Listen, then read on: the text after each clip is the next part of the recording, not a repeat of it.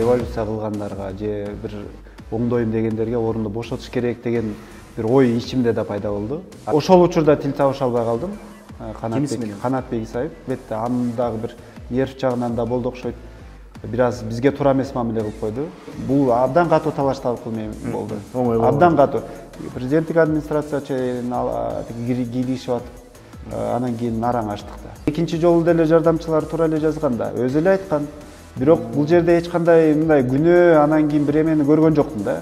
Мисалы Дастан Жумабеков ошол сөздү айтып алганда, биринчисинде келгенде ошентип айтып алганын өзү деле билген эмес. Келет, мындай кандай формада келет? Айтып берсеңиз, мына WhatsApp'тан SMS жазабы же телефон чалабы? Интуициялык формада келет. Ошол депутаттар бул президенттик аппаратка, президентке кайсыл менин кандай добушум жагат болду экен деп ойлоп эле өздөрү добуш берет көптөр. Мына гинекология боюнча маселе экен, мен муну билбейм. Урматтуу баланча депутат. Мына мен сага доверенный, сен менин үчүн ордума эле эметип койчу, мен сага ишенем деп эле берип коюшат бири-биринечи. Эгер добуш берүү укугун берип коет. Анан жана кнопканы бири-бирине басып аткан себеби ошо да. Эгер депутат барып туруп акча төлөп добуш алып аткан болсо, бука союп, жылкы союп добуш алып аткан болсо, ал кимдин алдында жоопкерчиликтүү? Ал шайланган күнү айтат, мен ушунун баардыгын сатып алдым дейт. Мен эч кимге карызым жок дейт. Мага керек болсо эл карыз деп ойлойт кээ бир депутаттар. Саламатсызбы көрөрман, 120 деген рубрикабыздын бүгүнкү коногу Жогорку Кеңештин пресс-службасынын мурдагы башчысы Ибраим Нуракун уулу. Кош келипсиз. Саламатсыз. Сиз абдан узак убакыт пресс-службаны жетектедиңиз, дээрлик бүт чакырылыш бою 5 жыл. Бирок эле капыстан эле кызматты таштап кетип калдыңыз. Анын себеби так билинген жок. Эмнеге сиздин өзүңүздүн оозуңуздан уксат? Себеби дегенде 5 жыл бою биз парламентаризм үчүн күрөштүк, ачыктуулук үчүн, анан мыйзамдуулук үчүн, ошол парламентти элге жакындатуу үчүн болду. Анан 5-октябрдагы окуялар ар бир чиновникке, анын ичинде мага деле тийди. Себеби дегенде биз ошол чиновниктер, мамлекет кызматкерлери баардыгы текши, жакшы иштегенде андай окуялар болбойт эле. Анан демек баягы моралдык деле укук болот экен. Себеби мына биз жакшы иштеген жокпуз да, эми жакшы иштегендерге, ошол балким революция кылгандарга же бир оңдойм дегендерге орунду бошотуш керек деген бир ой ичимде да пайда болду. Анан кийин ошол учурда ошондой да учур болуп калды. Парламент кетиш керек. Бул парламенттин мөөнөтү бүттү деген. Анан менин деле мөөнөтүм бүттү. Мен 5 жыл бою иштедим. Эми мына 4-5 төрага болуп баратат. Эми дагы канча төрага менен иштешем деген ой келди. Сиз кеттиңиз, депутаттар калып калды. Мен кеттим, депутаттар калып калды. Бирок мен ойлодум, менин миссиям бүттү деп. Менин миссиям бүттү. Мен өзүмдүн баардык адистик мүмкүнчүлүктөрүмдү, тажрыйбамды колдондум 5 жыл бою. Парламентти болушунча ачык көрсөтүүгө аракет кылдык. Болушунча эл менен жакындатууга аракет кылдык. Баардык колдон келген ишти жасадык. Бирок албетте жыйынтыгы өкүнүчтүү болду. Бирок мен баягы кылган ишиме өкүнбөйм, бирок жыйынтыкка өкүнөм. Ошондо спикерлер шапкиде эле алмашып калбады беле ошол күндөрү? Мунун таасири болдубу сизге? Албетте таасири болду. Себеби дегенде спикер деген бул өтө чечүүчү адам парламенттеги. Бүт ошол парламенттин ишин жылдырып турган, парламентти туура багытка бурган адам ошол спикер да. Анан ал спикер дагы улам алмаша бергенде бул сөзсүз түрдө парламентаризмге, анын ичинде ошол аппаратка дагы таасирин берет. Демек, спикер менен тил табыша албай калдыңыз? Жок, ошол учурда тил табыша албай калдым. Канатбек Исаев. Ал киши дагы өтө мындай бир кыйчалыш учурда спикер болуп келди. Өтө бир оор учурда келди. Анан албетте анын дагы бир нерв жагынан да болду окшойт. Бир аз бизге туура эмес мамиле кылып койду. Мисалы, ошол жерден мына аппарат силер жакшы иштеп атасыңар. Силерге рахмат деген ордундан бир майда чүйдө кемчиликтерибизди таап ушинтип туруп алды. Анан кийин мен ойлодум, эми бул спикер менен мен мурда жакшы элем депутат кезинде. Мамилебиз, адамдык мамилебиз жакшы эле. Анан кийин бул спикер болуп көнгөнчө дагы 6 ай өтөт. Анан 6 ай эс алып алайын андан көрө деп. Анан өз чечимим менен кетип калдым. Бирок ортобузда өтө чоң талаш тартыш болгон жок. ал кишинин кыска убакытта кетерине деле көзү жетип турган, бирок ошого карабастан мен өзүмдүн баягы нервимди аядым, өзүмдүн убактымды, энергиямды аядым дагы. Жок, андан көрө башка жаңы инсандар келип иштесин, жаңы поколение алмашсын деп кетип калдым. Эми сиздин сөөгүңүз журналист, бир аз убакытка этиңиз чиновник болуп, ошол биринчи гана бул сиз үчүн тажрыйба да. Анан мамлекеттик машина сизди сындырдыбы же сиз мамлекеттик машиненин өзүңүзгө тиешелүү жагын кандайдыр бурдуңузбу? Эми көптөр ойлойт да, бул мамлекет, чиновник, анан кийин башкаруучулар дегенде эле баягы негатив ой келет да, бирок мен позитивдүү жагын айткым келет да. Мен мамлекеттик ушул кызматтан пайда таптым көп. Ушул мамлекеттик башкарууну ичинен көрдүм, кайсыл багытка баратканыбызды көрдүм, кимдер бизди башкарып атканын, кимдер башкарганын, анан келечекте кимдер башкара тургандыгын болжолдуу түрдө мындай түшүндүм да. Анан кийин бул жерден баягы ошол мамлекеттик чиновник же болбосо президенттик аппарат, парламент, өкмөт десе эле баягы тескери, элдин пикири тескери болуп, эл жаман көрүп, мындай ошондой бир оң көз карашта болбой жаткандыгынын себеби эмне экенин дагы түшүндүм. Бирок албетте ал жерде мындай мамлекеттик аппарат мени сындырды же бир мага жамандык кылды деп айта албайм. Мага ошол парламентте иштеген мөөнөтүм абдан чоң тажрыйба берди.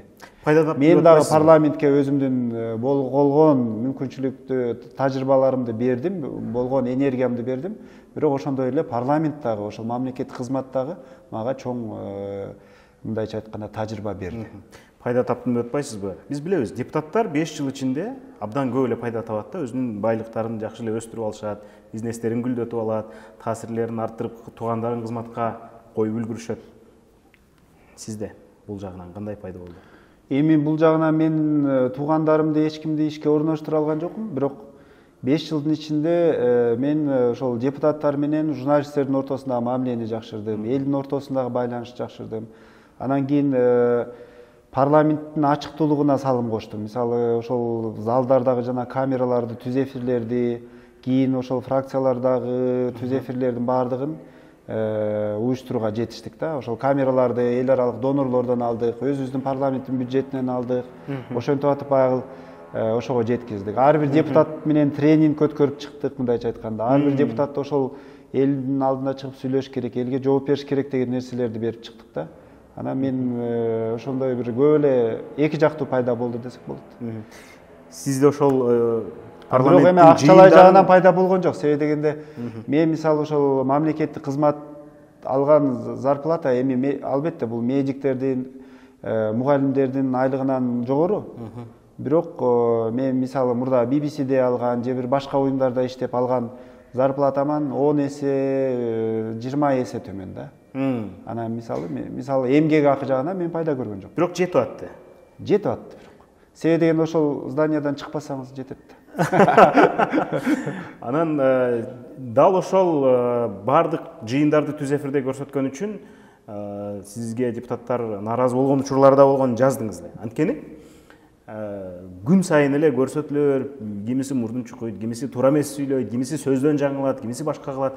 Билди анан эл сындап турду да, туурабы?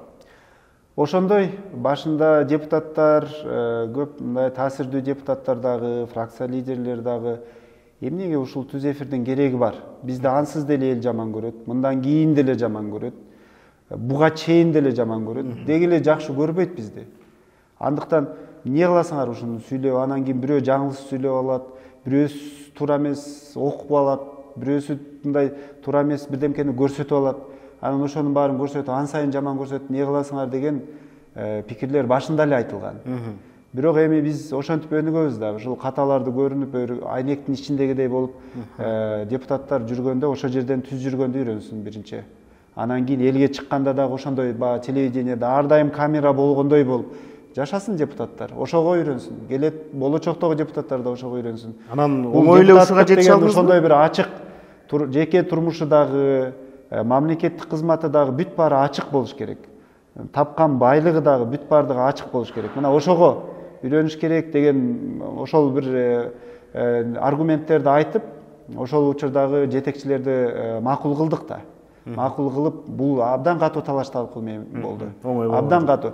Президенттик администрация чейин кийлигишип атып, анан кийин нараң ачтык да.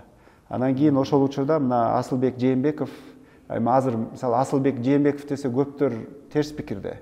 Ушул эле бардыгын талкалады депчи. Бирок ошол учурда парламенттин ачыктуулугуна, ошол камералардын орношуна, парламенттин могу пирамида телеканалынан түз эфирге чыгышына Асылбек Жээнбековдун, анан Чыныбай Турсунбековдун, ошол эки спикердин салымы абдан чоң. Депутаттар акыркы чакырылыш мына аквариумдун ичиндегидей көрүнүп калган үчүн элге абдан мындай билимсиз, компетентсиз, принципсиз көрүнөбү? Мурунку созуктарга, мурунку чакырылыштарга караганда алсызыраак сезилеби же чынында эле ушундайбы? Сиздин баамыңыз ичинен көрдүңүз да? Ошол түз эфирлер ачыктуулук, ошол чындыкты көрсөттү элге. Мурда Советтер Союзу учурунан бери, легендарлуу парламенттен бери, мына Медеткан Шеримкулов мени калп айттырбайт. 350 депутаттын 50-сі эле сүйлөгөн. Калган 300-ü балык депутаттар болгон да. Мисалы, азыркы учурда ошол легендарлуу парламенттен каза болду деген кабарлар келет парламенткечи. Баланча депутат, легендарлуу парламенттин депутаты. Бирок тааныбайт эч ким. Анткени ал учурда сүйлөгөн эмес, өзүнүн бизнесин кылган депутаттар ошол учурда деле болгон да. Андан кийинки чакырылыштарда да андайлар болгон. Бирок айырмасы ошол. Ошол учурдагы телеканалдар, ошол учурдагы пресс-служба, парламенттин пресс-службасы, ошол учурдагы парламенттик кабарчылар жакшы жагын гана көрсөткөн элге. Жакшы жагы. Монтаждалып көрсөтүлгөн. Төрага жаңылып калса монтаждап көрсөтүшкөн. Депутаттар жаңылып калса монтаждап көрсөтүшкөн. Ошондой болуп келген да. Азыр чындык ачыкка чыкты. Бирок бул депутаттардын күнөөсү деп да айта албайбыз да. Бул элибиздин абалы.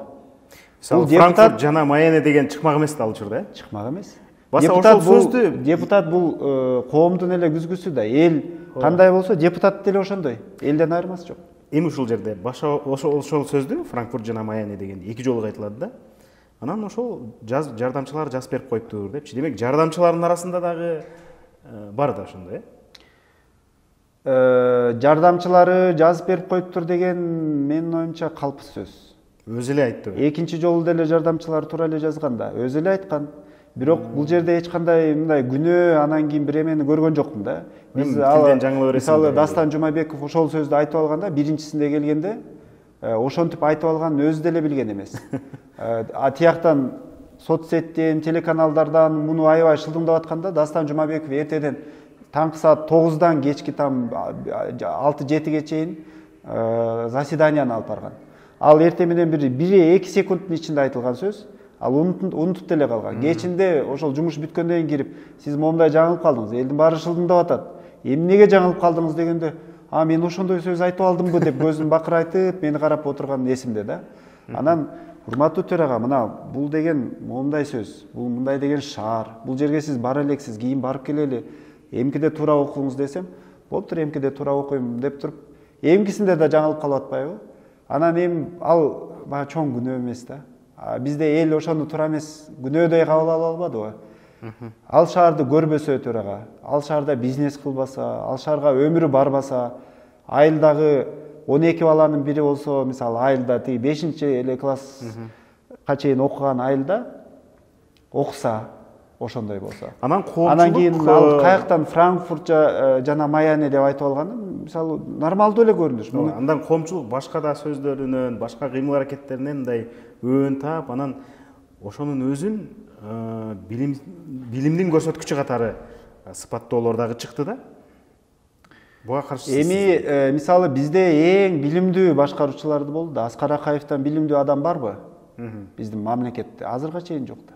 Аскар Акаев дүйнөлүк деңгээлдеги билимдүү, грамотный, окумуштуу. Азыркыга чейин аны баалашат да. Анан кийин мисалы ошол билим мамлекетти өнүктүрүүгө жардам бердиби же артка кетирүүгө жардам бердиби?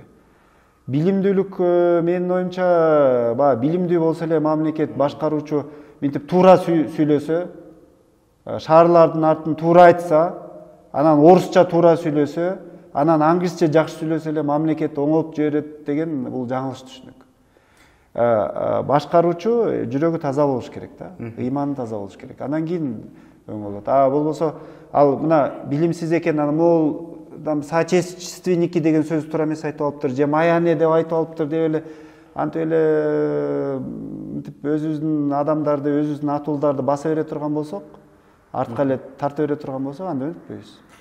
Эми бул эле сөздөн эмес, башка да маселелерден улам ошол эле жакындагы конституцияга байланыштуу талкууларда дагы көрүп атпайбызбы? Конституцияны ошол өздөрү талкуулап колунан өткөрүп аткандар толук окуп чыккан эмес деген кинелер айтылып атат. Андан башка көп эле. Конституцияны ошол талкуулап аткандардын деле көбү окуган эмес. Мен деле окуган эмесмин. Ошол жердеги депутаттардын көбү деле мисалы дал ошол депутаттар жөнүндө да анткени жоопкерчилиги ошолордо да. Али буга чейин деле окуган эмес эч ким. Ошол баягы конституцияны түшүнгөн, ошол түзүмүн түшүнгөн, башында турган адамдар гана ошолордун ортосундагы талаш да бул. Болбосо конституцияда эмне талаш болуп аткан жөнөкөй адамдардан сураңызчы, эч ким деле билбейт. Билбейт. Азыр мисалы жөнөкөй көчөдөн сураңызчы, бул конституция деп талаш болуп атып, бирок уккан эмес. Деп жөнөкөй адамдардан сурасаңыз, алар айтат: "Эй, эмет келишпегилечи, садырга мүмкүнчүлүк берели" дейт. Көптөр азыр деле ошондой пикирде, туурабы?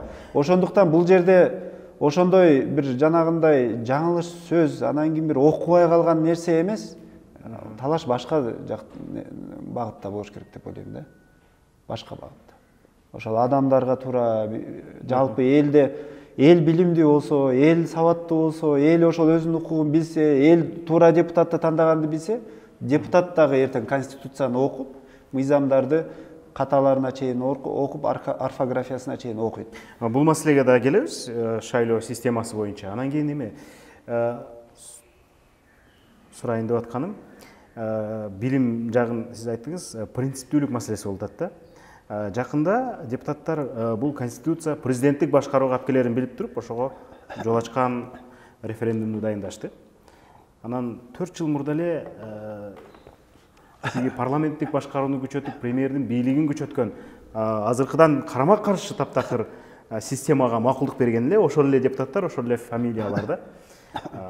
Сиз баш чайкадыңызбы, же бөлүп калдыңызбы? Мындай да, бул парламенттик башкаруу деген бул кыргыздын кыялы. Чынында. Парламенттик башкаруу деген бул элдик. Ал жагына келбейли, мааниси эмес, мына ушул принциптүүлүк маселесине келгенде.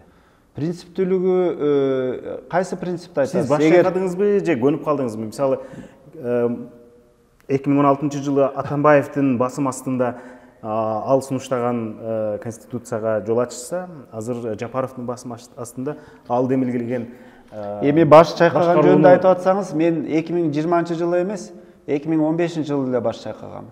Ошол парламентке келип, алгачкы иштеген бир 2 айдын ичинде эле мен көрүп, депутаттардын, фракция лидерлеринин, партия лидерлеринин оюн, кадамдарын көрүп алып, ошондо эле баш чайкагам. Бирок эми баш чайкоо менен жашоо бүтүп калбайт да. Ошол күрөш акырындык менен болуш керек. Акырындык менен алдыга жылыш керек. Мен ошондой көз караштамын да. Анан 2020 жылы эле биз тиги 19-жылымга аттап кеттик, артка кетип калдык деген туура эмес. Негизи бул жанагы парламенттик башкаруу толук мындай парламенттик башкарууну кыргыздар көрө элек да, Кыргызстан көрө элек. 2015 жылда эле көрө элек, аталышы парламенттик башкаруу бирок көрө элек. 2011 жылы аталышы парламенттик башкаруу көрө элек. Себеби дегенде бардыгы бир жерде эле чечилип келген. Азыр Садыр Жапаровдун бийлиги эмне кылып атат?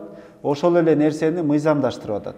Ошол эле бардыгын мен өзүм чечем деген нерсени Садыр Жапаровдун бийлиги мыйзамдаштырып атат. Мурда мисалы президенттик аппарат жасап, президент жасап туруп, бирок парламентке күнөөнү оодарып койчу, премьерге оодарып койчу. Азыр эми жоопкерчиликти да чогуу алып атат. Балким бул туура. Аны мезгил көрсөтөт албетте. Убакыт көрсөтөт. Ибрайым мырза, мына ушул маселеге акырындап эле келип калдык, ушул суроого. Өзү көп маселелерде депутаттарга добуш берүүнүн нугун чечүүдө президенттик аппараттан кандайдыр бир буйруктар келет же ушундай тапшырмалар келип, анан ошону айтканын аткарат деп. Бул эми ачык эле жашырын болбой алган маселе. Кантип келет, мындай кандай формада келет? Айтып берсеңиз, мына WhatsApp'тан SMS жазабы же телефон чалабы? Интуициялык формада келет. Ошол депутаттар бул президенттик аппаратка, президентке кайсыл менин кандай добушум жагат болду экен деп ойлоп эле өздөрү добуш берет, көптөрү ошондо. Булар эмнени каалап атыптыр, тиги жогору жактан эмне деп атышыптыр деп эле өздөрү бири-биринен сурап алып эле, мындай деген турбайбы деп келет. Кээ бир нерселер албетте, кээ бир нерселер мындай деп өтүнүч айтылып калышы ыктымал да, бирок мен андайды көрө элекмин. Бирок угуп жүрөм да. Мисалы кандай форматта? Телефон чалабы. Могул боюнча мындай добуш берип койгула же муну колдоп койгула деген өтүнүч болуп калат дегенди угуп жүрөм да. Түнү менен депутаттарга жолугуп, оюн өзгөртүп, мындай добуш бергиле деп чыгып. Мен андайды көрө элекмин. Түнү менен мынтип жок. Андай жок. Балким баягы фракция лидерлери менен ошондой консультациялар болот. Ушундай муну колдоп койгулачы, анан силердин кийин мунуңарды колдоп коелу дегенчи. Ал деле соодалашуу түрүндө болот да. Көпчүлүк учурда. Даже оппозициялык фракция лидерлери менен соодалашуу түрүндө. Мен силердин мынау мыйзамыңарды колдоп коеюн, силер биздин бул мыйзамыбызды колдоп койгула. Эми бул деген Америкалык конгрессте деле бар андай нерсе. Албетте. Анан кийин бул нерселер бизде деле бар. Бирок жанагы колу бутум бурап, анан ушуну добуш бербесең мен сени камайм деген жок андай. Балаңды кызматтан алам, же ушуга добуш берсең коем кызматка деген сыяктуу. Эми бизде мамлекеттик кызмат, ошол баласын кызматка орноштуруп алган депутаттын деле ошол мамлекеттин айлыгына, ошол баласынын ордуна муктаждыгы жок. Таасир да, бийликтин таасири. Таасир деген карьералык ошондой сезилет да, ошондой сезилет. Көптөрү мисалы мен билем да, депутаттар бала чакасын эптеп орноштуруп алат да. Балдары бир аз иштегенден кийин ата ушул жерге ушундай аз зарплата менен, мындай начальник менен кыйналбай эле кетейинчи, сиздин фирмаңызды эле башкарайынчы деп кетип калгандар толуктур. Ал депутаттын фирмасы сырттан ошондой сезилет. Депутаттын фирмасы ал ошол мандатты кармап турганда өсүп, өнүгүп гүлдөйт. Мен андайды көргөн жокмун да. Балким ошондой. Бирок мен мындай өз көзүм менен көрүп, ошол бир депутаттык пайдаланып, мындай бизнеси гүлдөгөнү байкаган жокмун. Мисалы, Камчыбек Жолдошбаев бир нече сазывтан бери депутат, белгилүү депутат. Анан ал болсо мына 5 сарынын маңдайындагы жолду оңдоп койгулачы, анан тигини карагылачы деп эле өкмөткө маселе кое берет. Мына тетиги эмени көмүр генди карап койгулачы депчи, бирок карабайт да. Значит, эл тең эле карап атат. Анан депутаттын таасири болгону ошондо да жанагы өкмөт отчет берип келганда, өкмөт күзүндө отчет берет, жазында отчет берет, кээде мындай башка чукул жыйындарга келип калат. Ошол учурда булар өздөрүнүн баягы айылындагы жол болот, мектеп курулуш маселеси болот, социалдык объектилер. Ошолор боюнча маселелерди тездетип алат да. Анан кээ бир учурда мына Акталага окшош депутаты жок аймактар болуп калат, ошолордун иши бүтпөй калат да. Ошолордун баягы мектеби токтоп туруп калат. Баягы депутаты бар айылдыкы батыраак жылып кетет, себеби тигил акчаны алып туруп тияка буруп коюшат. Ошол да депутаттын зыяны ошол. Депутаттын зыяны ошол жалпы бюджеттеги акчаны өзү жакка тартып кетет. Сиз жогорку кеңеште иштеп жүргөндө алардын көбүнесе жаманын жашырып, жакшысын чыгарып, мындай ыңгайсыз учурдан алып чыгып кетчүсүз да. Азыр деле мага депутаттарды коргоп аткандай сезилесиз. Мен алардын жаманын жашырган жокмун да. Жакшы кылып деле мактаган жокпуз биз. Байкасаңыз, ош нейтралдуу эле берип аттык да. Журналисттерди алып келип, аларга ачыктуулук берип, биз дагы ошо журналисттер менен тең иштеп, ошондой эле ыңгайсыз суроолорду аларга берип, ошондой эле маселелерди көтөрүп, депутаттарга дагы бир оппозиционердей көрүнүп аттык да. Анан мени тиги тамашалап айтып койчу, BBC деп койчу сразу элечи. Мына BBC бул батыштын акырынан эметиги айлык жеген инсан айтпагыла, буну менен сүйлөшпөгүлө деп тамашалашып калат эле депутаттарчы. Депутаттар деле жооп атпайбы? Ошо батыштын тренингтеринен өтүп атат, батыштын технологияларын, техникаларын колдонуп атышат. Өздөрүнүн жегени эсепке албайт да. Анан кийин ошон үчүн бул жерде мен баягы алардын жаманын жашырып дегенге кошулбайм да. Анан кийин бирок жакшысын деле айтып, мен андай билбейм да. Мынтип жакшылап бир депутаттарды мактап бир көкөлөткөн андай учурлар болгон эмес да. Баарына эле тең караганбыз. Анан бир эле мисалы өзүмдүн бир аз эле бир кемчилигимди айта алам. Биз төрага менен иштешкендиктен, мен 4 төрага менен иштештим да. Ошол төрагалардын албетте жалпы парламенттин кызыкчылыгы төрагага байланыштуу да. Төраганын иш аракети. Албетте төраганын кызыкчылыгында кээ бир нерселерди иштедик. Бирок ал жерде да бир жаман нерсени жашырып койдук деп айтпайбыз. Мисалы Дастанбек Жумабеков атка мине албай калган видеосу чыгып кетти эле. Биз аны эми атка мине албаган бул ар бир эле кыргыз жигити кээде атка мине албай калат дегендей чоңураак видео чыгарып койдук мисалы да. Ошол сыяктуу нерселер болуп атты да. Жалпы мисалы парламенттин ремонтуна чыгымдары боюнча бир сындар айтылып атканда биз ошол нерселерди коргоп койдук. Ооба парламентке мындай чыгым керек. Бул парламент мына президенттик администрацияны деле карагыла алардын чыгымын деген, өкмөттү деле карагыла, кечке эле парламентке асыла бербей деген нерселерди албетте айттык. Бирок жеке депутаттын кызыкчылыгы үчүн, жеке бир депутаттын кызыкчылыгы үчүн мен бир дагы андай иш кылган жокпуз да. Чыгым маселеси боюнча мына ушул депутаттардын абалын телевизордон көрүп турган эл буларды азайтып эле салбайлы, же мындай таптакыр эле парламент жок болбойбу дегенге чейин радикалдуу ойлор болот. Бирок ушулардын санын кыскартып салсак, ушуларга көп акча кетип атат деп айтканда сиз каяша жооп жаздыңыз. Кыскартса ашып барса 200 миллион сом кыскарат депчи. Бул эми азыр 3 миллион долларга жетпеген акча. Анан тескерисинче көбөйтсө эмне болот? Дагы деле ушундай эле сыныккан, дагы деле ушундай аябай жаман сөздөр жабышкан парламент келбейби? Менин оюмча депутаттардын санын өтө кыскартып ийген дагы туура эмес, өтө көбөйтүп ийген да туура эмес. Анан кийин алардын маянасын, чыгымдарын дагы өтө кыскартып ийген да туура эмес, өтө көбөйтүп ийген да туура эмес да. Мисалы 2015-жылы Республика партиясы ошол менин оюмча өздөрүнүн депутаттарына деле, фракция лидерлерине деле айтып жүрдүм да, популисттик кадамга барып коюшту да. Мисалы эмелерди жанагы бирден жардамчыны кыскарталы, анан кийин айдоочуларды кыскарталы деген нерсе болду да. Анан кийин иликтеп келсем бир 10-20 миллион сом жылына үнөмдөшүптүр да. 10-20 миллион сом деген бир мыйзамдан ката кетип калса, бир мыйзамдан жарым миллиард тиги сомдук ката кетип калат да. Мисалы жанагы уундар боюнча, туурабы?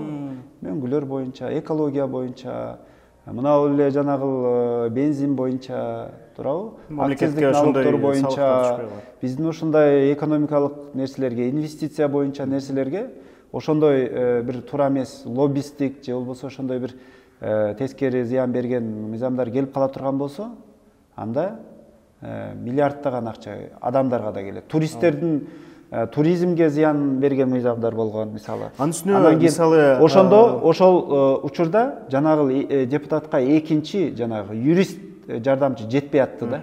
5 жыл бою жетпей атты. Мен көрүп турдум да. Депутаттар юрист эмес да. Алар мыйзамды түшүнбөйт, алар окуса деле түшүнбөйт. Жанындагы ошол экинчи жардамчы юрист ошол түшүндүрө турган ошол да. Депутатты депутат кылып аткан, парламенттин деңгээлин көтөрүп турган, ошол биринчи кезекте депутаттын жанындагы экинчи жардамчы юрист.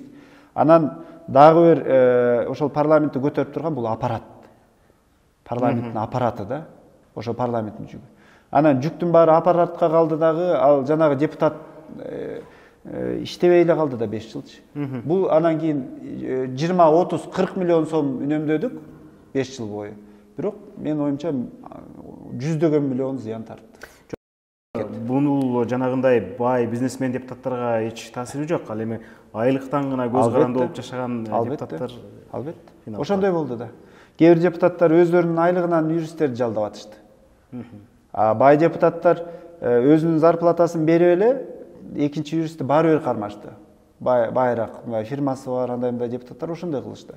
Анан такыр парламентаризм менен, мамлекеттин өнүгүүсү менен, эчтеке менен, өзүнүн депутаттыгы менен деле иши жок депутаттар болуптур. Мамлекет меникин жардамчы кыскарды деп эле коюп койду. Бирөө калды, бир жардамчысы. Ал жөн гана чай ташыган, документтерди иреттеген жардамчы. Жыйындар залында көп учурда биз абдан аз депутат отурганын көрөбүз. Бир депутат тура калып, ар кимдин компьютерин басып добуш берип жүргөнүн көрөбүз. Анан таптакыр ошол жыйындар залына келбей, жумушка келбей, мындай сизди ашкере таң калтырган депутаттар барбы? Мен түшүнбөйм да, мамлекеттин бир эң жогорку кызматына келип, анан кийин ошондой мамиле?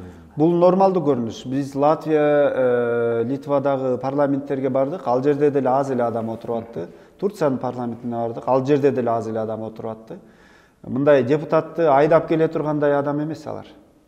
Аларды мынтип отургула деп бирөө эме кыла албайт, кыйнай албайт. Алардын өзүнүн эркиндиги бар. Жыйындарга келбесе деле, ошол эле мыйзам деле жазбаган, өзүнүн шайлоочулар менен деле иштешпеген, кабинетине деле келбеген депутаттар бар да, мындай айтканда мандат гана. Мандат деген калканчы. Ошону эл чечет да. Ар бир шайлоо учурунда ошондой мисалы жыйындарда сөз сүйлөбөгөн, мыйзамды чечпеген, эл менен жолугушпаган, эл менен иши жок, журналисттер менен иши жок депутаттарды кийинки шайлоодо эл айтат: биз сени тааныбайбыз. Ошондой учурлар болду да. Мисалы кээ бир депутаттар мага келип айтып атты да: биз регионго бардык сүйлөшүүгөчү. Анан эмнеге сен телевизордон чыгып сүйлөбөй атасың деп эл сурады. Бизге жардам берчи, биз телевизордон чыгып сүйлөйлүчү деп айткан деле депутаттар болду да. Ошентип баягы бул депутат деген ошол процесс учурунда өнүгө турган адам. Ал жөн эле депутат дегенде биз ойлоп атабыз бир жогорку деңгээлдеги бир даяр келет деп. Элита деп ойлоп атабыз да. Жана Кожобек Рыспаев айтпадыбы, биз элитабыз депчи. Алар элита эмес, алар эл эле. Элдин бир катмары да. Эл шайлаган адам. Депутат менен сүйлөшөңүз жөнөкөй эле мындай эле. Депутат жөнөкөй эле, карапайым адамдай эле, ошол ой байоо алар делечи. Алар деле ошондой жөнөкөй эле адамдардай эле ойлойт, ошондой эле жейт, ошондой эле ойлонот, ошондой эле да. Биз баягы сырттан караганда журналисттер, интеллигенция, башкалар айтып атпайбы, депутат мындай болуш керек деп. Депутат ошол жөнөкөй элдин ичинен чыккан жөнөкөй эле адам болуш керек. Бирок ал маанилүү мамлекеттер аралык маселелерди ратификация кылат. Башка өлкөлөргө барып, кыргыздардын атынан сүйлөйт же учурашат же бир маселелерди жактайт сүйлөшүүлөрдө. Анан ошого ылайыктуу болушу керек эмеспи? Албетте. Анан сиз эл өзү тандап деп атасыз да, бул жерде эл кантип тандайт? Бардык партияларда, талапкер партияларда ошондой адамдар бар да. Кантип тандайт? Ошол эл айла жок. Ошонун ичинде мисалы азыркы парламентте биз ошо пресс-службада иштеп жүргөндө иликтөө жүргүзгөнбүз. Соцсетте ким активдүү, телевидениеде ким активдүү, гезитте ким активдүү, ким эл менен жолугушат. Бир 30-40% керек болсо кээде 30%ке деле жете албай калат. Мындай ошол депутаттар активдүү да. Калган 70% ошо белгисиз. Эмне кылып атканы, заседанияга келип атабы, келбей атабы, алар белгисиз да. Анан буга чейинки чакырылыштарды иликтеп көрсөк деле ошондой да. 30-40%ке жеткен учурлар болот, 50%ке жеткен учурлар болот. Бирок андан ашпайт да.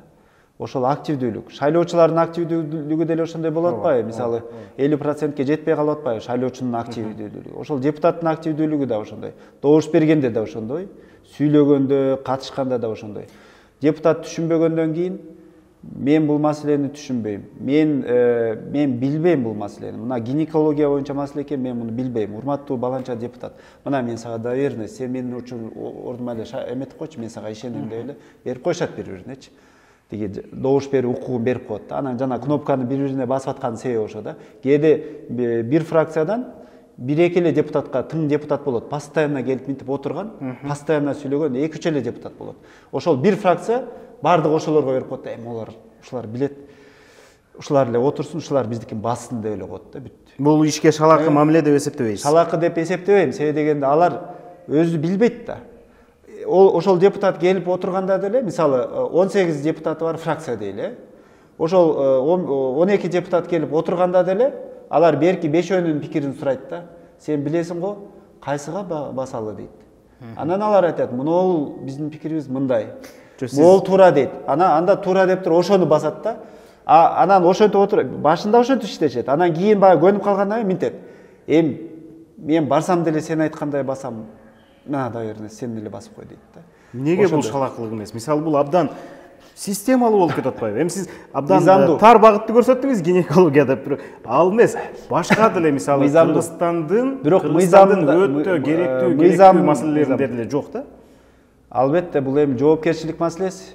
Жоопкерчилик ошондой жоопкерчилик бардыгында болуш керек да. Шайлоочуларда болуш керек. Бардыгы эле активдүү, туура, билимдүү депутаттарды шайлаш керек. Акчалуу эмес, баштуу депутаттарды. Акча албайт. акча албай шайлашы керек. Анан андай шайланып келгендер тиги жердагы жоопкерчиликтүү мамиле көрсөтүлөт.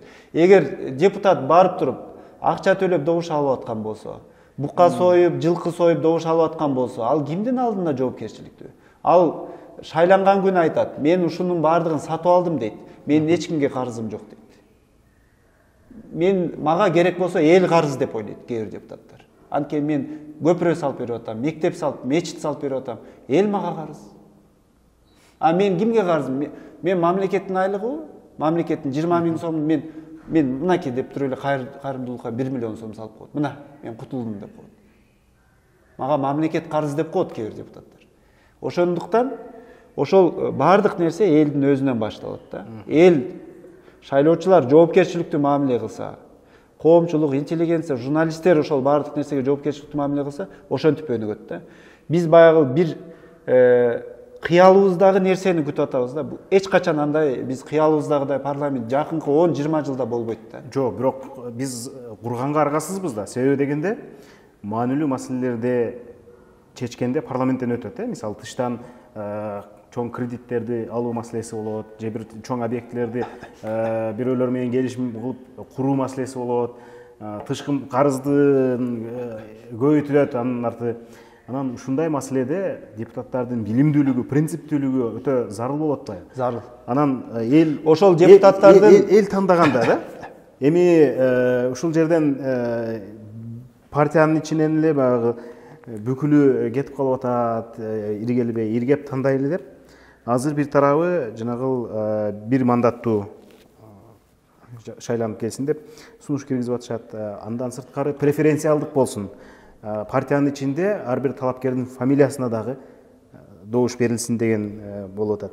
Сиз парламенттин ичинде жүрүп, кайсы жолду эффективдүү деп көрүп атасыз? Эми азыркы ошол сунуштап аткан өзгөрүүлөр менен биз аябай сабаттуу, деңгээли жогорку парламентти ала албайбыз.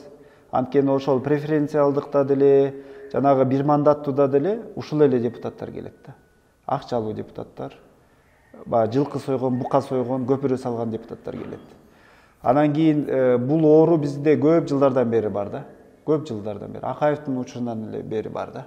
Акаев мисалы ошентип айтканда акчасын ала берели, бирок башканы шайлап салгыла деп ошондуктан жаны кашайгандан айтканда. Бул маселе бар.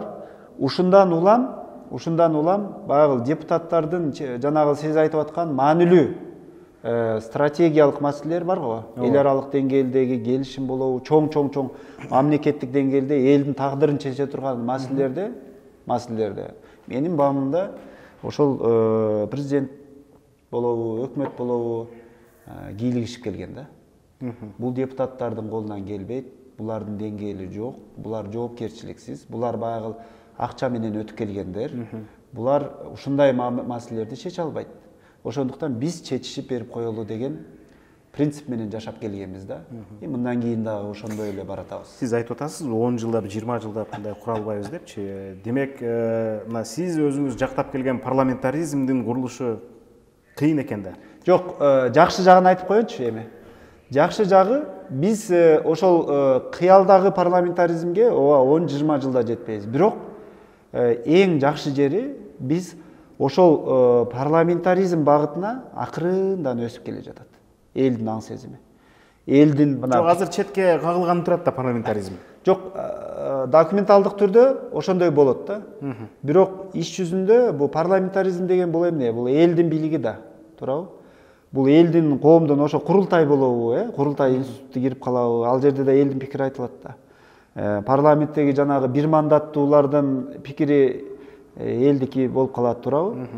Партиялык тизме менен келгендердин ичинен дагы мисалы Рыскелди Момбековго окшош баягы мындай бир көз караш принциби башкача, өзүнчө бир көз карашы бар адамдар келип калат, Жанарга окшош, туурабы?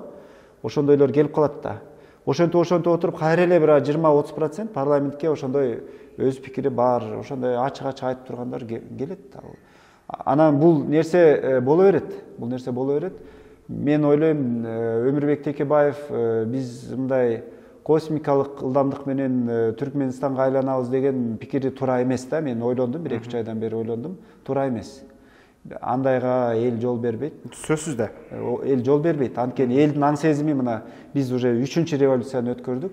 Элдин аң сезими өзгөрдү. Мамлекеттик башкаруучулардын аң сезими өзгөрдү. Карасаңыз, азыр мисалы Садыр Жапаровда бийлик абсолюттук бийлик бар да. Бирок ошого карабастан элдин пикири менен эсептешет. Ооба. Туурабы? Бул деле парламентаризмдин бир түрү. Элдик пикир, элдин каалоосу бул парламентаризм да. Биз ошол багытта барат. Бирок эл азыр аны билбейт. 3 революция себеби дегенде президенттик башкаруу болсун деп добуш берип койбодубу? Эл тажагандыктан ошондой берди да. Бир аң сезимди берген жок. Эл бул депутаттардан тажады. Парламентаризмден эмес, депутаттардан тажады. Бирок эми бул депутаттардан тажаганы менен мындан жаңылары келип калбайт. Эмне үчүн парламентаризм болушу керек? Мына сиз парламентаризм деген бул ошол жанагындай революция болбош үчүн, олку солку болбош үчүн, кеңешип кескен бармак урбайт дегендей чоң маселелерди ошол кеңешип кетсек, эл дагы наразы болбойт. Биз чечтик да деп, ошон үчүн болуш керек да. Биз мындай стабилдүү, бири-бирибизди революция менен алмаштырып, бири-бирибизди куугунтуктап камабаган, мыйзам менен жашаган өлкөдө жашаш үчүн мына бул мыйзамды баардыгыбыз кабыл алдык. Баардыгыбыз шайлаган депутат, баардыгыбыз шайлаган парламент чечти деп ошол деңгээлге жетиш үчүн биз мындан кийин да парламентаризмге багыт алышыбыз керек да. Бирок бир нерсе болуп кетти. Ошол 5-октябрдан кийинки окуялардан биз парламентаризмден бир аз кетенчиктеп кетпедикпи? Анан кийин ошол учурда биз мисалы пресс-служба катары көптөгөн мына эл аралык ошо парламентаризм колдогон уюмдардан парламентаризмди бир эле мамлекеттин ичинен эмес, сыртынан да колдоп турушат да. Эл аралык донорлор колдойт. Ошол жакшы сабаттуу эме болсо экен, мыйзам чыкса экен, жакшы адистер келсе экен депчи. Алар менин угушума караганда көптөгөн ошондой донорлор ошондой жардамдарды токтотуп коюшту. Кыргызстан бул парламентаризмдин багытынан тайды деп көп программалар, мен билген эле 2-3 программа токтоп калды да. Кое туралы депчи. Анан мен ошо жакында ошол биздин мурдагы 5 жылдык ишти анализдеген бир ошо эл аралык уюмдардын бир эмесине Zoom конференциясына катыштым. Анан ошол жерден айттым. Ошол жерден көп ошол эл аралык уюмдарга жете турган месседж бердим да, айттым. Силер Кыргызстанга оңой болуп парламентаризм мындай дүркүрөп өнүгүп аткан учурда колдоп, анан азыр кыйналып турган учурда артка чегингениңер туура эмес. Азыр кыйналып атканда дагы жардам беришиңер керек. Азыр жардам беришиңер керек. Силер андай оңой учурда любой эле тарап жардам берет. Оңой болгон учурда парламентаризм өзү деле өнүгө берет. Силер эмнеге кыйын учурда өзүңөрдүн программаңарды артка тартасыңар? Азыр беришиңер керек парламентке жардам деп айтсам, көптөрү туура дешти да. Себеби дегенде бул деген жөн эле жалкоолук, кайдыгерлик да. Парламентаризм кыйналып аткан учурда дагы ага жардам бериш керек. Бирок революция, анан төңкөрүп салам, анан кийин өрттөп салам, анан талкалап салам деген эме менен эмес, максат менен эмес. Жөн гана аң сезимди, билимдүүлүктү, элдин деңгээлин көтөрүү аркылуу ошол парламенттин жардамчыларынын, аппараттын, депутаттардын деңгээлин көтөрүү. Ошол багытта эле иштей берсе, парламентаризм өнүгөт. Биз ошо парламентаризмдин өнүгүүсүнөн мынтип артка карай кеткен жокпуз. Азыр болгону гана жайлап эле калды да. Бирок баары бир бул өнүгүү бар да. Мындан артка. Сиз келечегинде бул ыктымал өзгөрчү конституция кайра бат эле өзгөрүп, кайра башка башкаруу системасы келет деп ишенесиз? Албетте. Мисалы азыр Садыр Жапаровка, Жанар Акаевтар, бул Жеңиш Болдокматовтар кайрылып атпайбы? Сиздин бул азыркы конституцияңыз көпкө алып барбайт, биз тескери кеттик деп улам кайтарып айтып атышпайбы? Эми ушул мына бир нерсеге көңүл бургум келет да, ушул эле депутаттар, мына Жеңиш Болдокматов, Жанар Акаевтар Садыр Жапаров түрмөдө жатып атканда колдоп жүргөндөр да булар. Садыр Жапаровду. Эгер булар кошоматчы болсо, бир бийлик өзүнүн кызыкчылыгы болсо, азыр Садыр Нуркожоевич сизди колдойбуз деп барса, жакшы кызматтарды бермек да буларгачы. Анан кийин топ депутаттар, топ саясатчылар жүргөн эле саясатчылар азыр мына Жылдыз Жолдошова, Жылдызхан Жолдошова. Ошол сыяктуу көптөгөн саясатчылар калыс пикирин айтып аткан соң, демек бул азыркы президент деле, азыркы бийлик деле угат булардын сөзүн. Укпай койбойт. Бирок анан кийин келечекте деле ушул сыяктуу баягы өзүнүн пикирин айткан саясатчылар бирок алардын сөзү сөз бойдон калып эле ушул эле сунушталган редакция күчтүү президенттик башкаруу, а парламенттин ролу алсыратылган. Ушул өткөнүп турбайбы? Демек, мына келаткан чакырылышта кандайдыр бир бесхребетный деп коет орусчасы, мындай омурткасы бош, жүүнү бош парламент болобу? Мындан дагы мен ошого кошулбайм да. Мисалы, бул эми Кудай чече турган нерсе, элдин добушу чече турган нерсе да. Анан кийин Кыргызстандын тагдыры кандай болот, бардыгы баягы ошол биз эчтекеден чече албайбыз да. Ооба, кээ бир нерселерди тескери кетти. Бирок баягы мына азыркы 4-чү, анан кийин 5-чи, 6-чы созуктагы парламенттин эмеси мыйзамда конституция боюнча укуктары аябай жогору эле да. Бирок ошого карабай жанагындай бир жаман жалган жала сөзгө калышып, жаман бир кемсинтип аларды ошентип атышпадыбы? Жок, майышып берди да, президенттик администрациянын алдына майышып берди да. Ооба. Ким билет, балким тиги башкача мыйзамда балким башкача иштеп кетет. Ким билет. Аны эми айта албайсыз да. Биздин кыргыз саясатынын өзгөчөлүгү ошондо да. Биз деги эле мына тиги мыйзамга баш ийбеген эл экенбиз да, көпчүлүк учурдачы. Мыйзамдарга баш ийбей калат экенбиз. Кээде аябай бир күчтүү мыйзам болуп кетсе, мындай авторитардык мыйзам болуп кетсе, мынтип эркиндикти тилеп, эркиндикти эңсеп, мынтип кыйкырып чыккандар көп болот экен. Аябай жумшак болсо кайра кошоматтан чуркап кеткендер андан да көп болот экен. Белгисиз экен да. Биздин эмебиз бир саясий жанагы эл аралык бир саясат таануучулар деле азыр Кыргызстан жөнүндө эчтеке болжомол айта албай калды да. Мына 3-чү революциядан кийин эчтеке деп айта албай калды. Биз бул өлкөнү түшүнбөйбүз деди да. Чынында эле биз өзүбүздү өзүбүз түшүнбөйбүз, башкалар да түшүнбөйт. Кызык.